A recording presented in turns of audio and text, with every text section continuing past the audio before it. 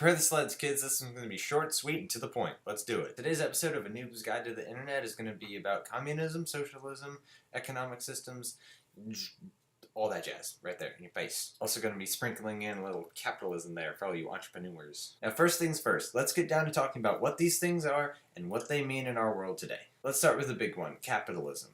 What is it? It's an economic system that the US is supposedly based off of, but it runs as a hybrid because actual capitalism doesn't really work, and I'll explain why. So capitalism itself is the economic system where private industries control a nation's economy, and that's kind of what the US has right now. It's also what a bunch of other countries has, you know, the whole idea of laissez-faire, but it's not really capitalism because actual capitalism doesn't work.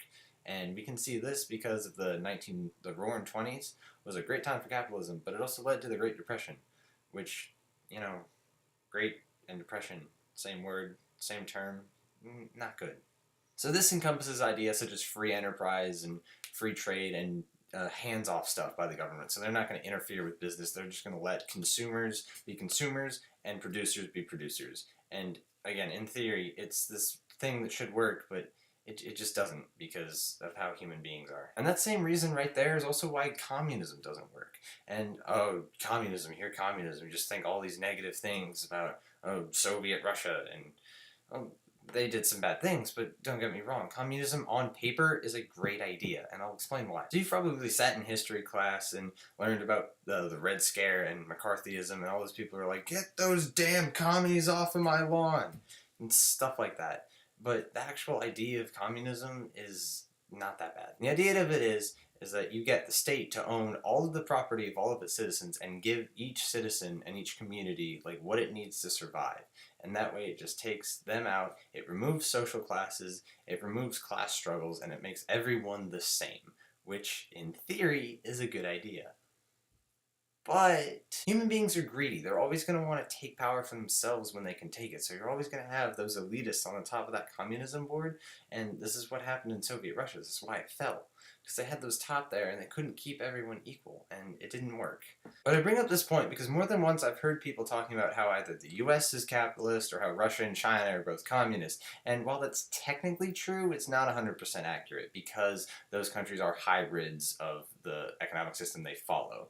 Like the US is a capitalist hybrid because it still has interventions by the state and by the government in free enterprise and free trade. But also in China and Russia, they have a lot more government intervention in enterprise than say the US does, but they still have that little bit of, you know, they can kind of do what they want.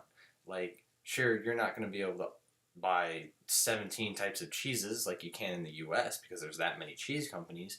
You might be able to pick from 2 or 3, depending on which ones the government supports. And actually, speaking of cheese, there's actually a really good graphic that I can actually link and show down below that describes every political system using 2 cows.